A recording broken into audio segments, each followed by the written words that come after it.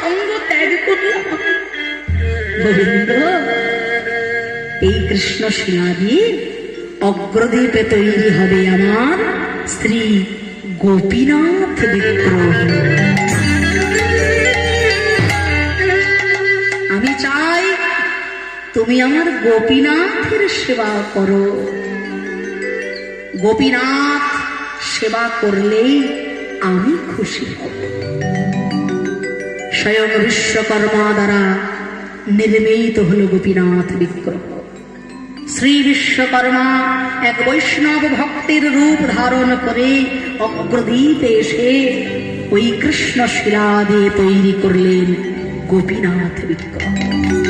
বানিয়ে দেওয়া হলো সুন্দর রাধা রানী। আহা, সেই শোভা মাধুরী দর্শন করতে ছুটে এলো সকল অগ্রদ্বীপবাসী আর আনন্দে